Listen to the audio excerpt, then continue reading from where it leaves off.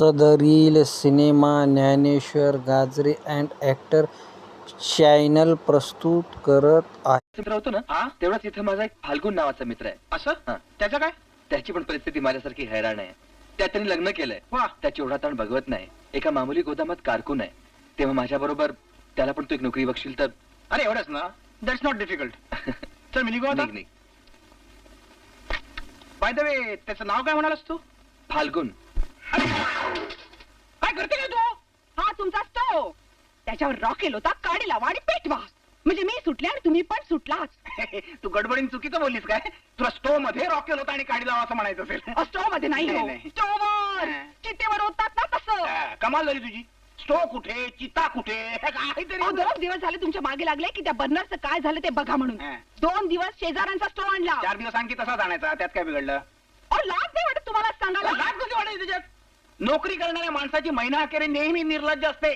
आता 4 दिवसात महिना संपतो, तो संपला की लाज पडतील की लगेच नाव बर्नर.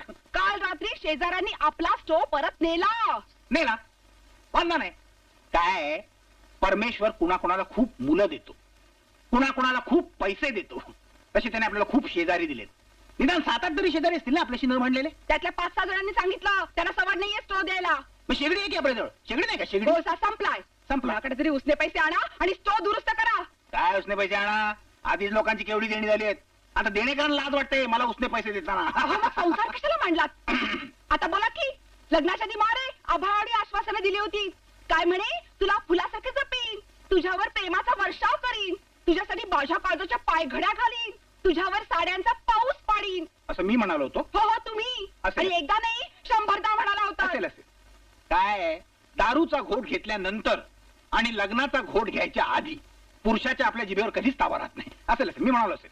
अहो, इतके शांतपणे बोलाल तुम्हाला काहीच कसं वाटत नाही. अरे? मीच मूर्ख म्हणून तुमच्यावर भाळले आणि फसले तुमच्या जाळ्यात. मलाही तसंच वाटतंय. मी अरे, असं म्हणते कुठं म्हटलं मी? मी तू नाही, मी. बस झाला. झालं नाही झालं नाही. अजून. सोन्या काकाकडनं स्टोव आणा आणि दुसऱ्या कुणाकडे तरी रॉकेल आणा. काय कोण मी? हो हो तुम्हीच.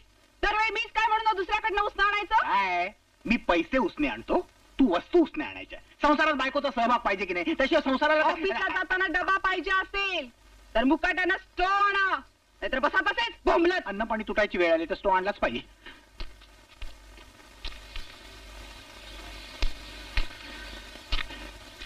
नमस्ते सोन्या काकू.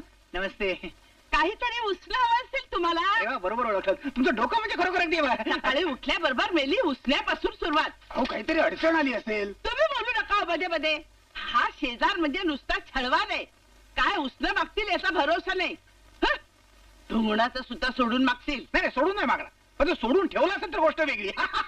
नारळाच्या बकला एवढं तोंड करून बोलायला शरम नाही वाटत तुम्हाला? काय हवंय? Stove stove. काय सकाळीच बर्नर बिघडला. सकाळचा चहा सुद्धा झाला नाही हो अजून. चहा वाटतं. थापा मारू नका. तुमची बायको गेले 2 दिवस शेजाऱ्याचा स्टोव उसना मागत फिरते. माहित आहे मला. तुम्हाला माहिती आहे काय? नाही बडबड बंद करा हो. नाही, बडबड बंद करतो, पण स्टोव दिला असता तर जरा. आता न देऊन सांगते कोणाला. थँक्यू. इतकी छळताय ना, ते गेल्या जन्मी आमचे जावई होता वाटतं. काय कल्पना नाही मला, पण शक्यता आहे. फाल्गुनराव, अहो बातमी वाचलीत का? कसली बातमी? अहो बैरूत मध्ये काल 6 बॉम्बस्फोट झाले. ते नेहमी होतात तो तसे. अहो कंडिशन सिरियस आहे. टाकूनची. मी जगाच्या कंडिशन बद्दल बोलतो. हा जगाची. अहो दक्षिण आफ्रिकेच्या प्रश्नामुळे मला झोप लागत नाही. श्रीलंकेच्या बातमीमुळे मला वामकुक्षी सुद्धा घेता येत नाही. हो, पण बाजारात भाजी महाग झाली तर त्याचं यांना काही वाटत नाही. अगे स्टोव काल स्वच्छ केलेला आहे, त्याच्यावर डाग पाडू नका. आता मी अर्धा भरलेला आहे. संध्याकाळी आणताना पूर्ण भरून द्या. पूर्ण कशा करता म्हणून द्यायचा? स्टोव वापरण्याचं व्याज म्हणून. सोन्या काकू, तुम्ही रॉकेल सकट स्टोव दिलात हे खरोखरच तुमचे उपकार. नाहीतर रॉकेलसाठी मला दुसरं घर बघावं लागलं असतं. तुमचे आभार कसे मानावेत हेच मला कळत नाही. कसले मानताय? शेजार धर्म म्हटलं म्हणजे. तुम्ही मध्ये मध्ये बोलू नका हो. ते माझे आभार मानतायत. संध्याकाळी स्टोव आणून द्या, बजावून ठेवते. खरं सांगतो तुम्हाला सोन्या काकू, हे असलं उसने मागण्यापेक्षा कधी कधी आत्महत्या केली तर बरं असं वाटायला लागतं. ते तुम्हाला काय करायचं ते वाटेल ते करा हो. पण आत्महत्या करायला आमचं रॉकेल वापरू नका, कळलं?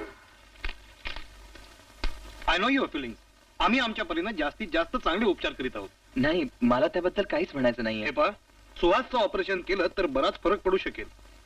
हो, पण अडचण काय आहे मग? अशा प्रकारच्या ऑपरेशनला जवळजवळ 25,000 रुपये खर्च येईल. काय 25,000? Can you afford it? मी जन्मभर राबलो तरी सुद्धा एवढी रक्कम उभी करू शकणार नाही. I know that.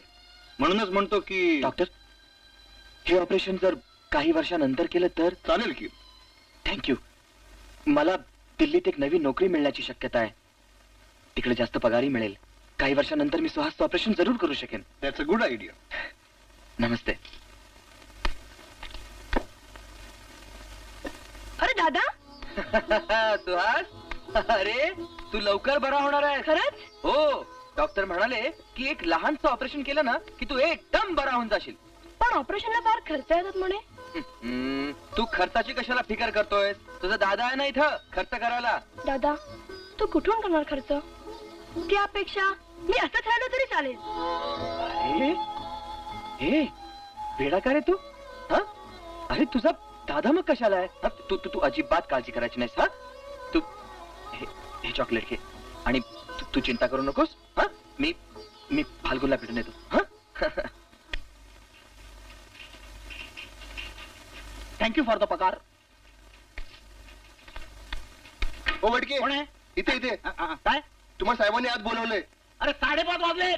ऑफिसची वेळ संपत आली. तुझ्या साहेबांना कळत नाही काय? अरे ऑफिस सुटायच्या वेळेला कसली कामं सुचतात? दिवसभर काय झोपा काढतात काय? मला हे अजिबात आवडत नाही. बरं ठीक आहे, मी साहेबांना सांगतो. येतो म्हणून सांग साहेबांना. तिकीट रोडणार घे. तडकले काय? तडकले नाही ना? या.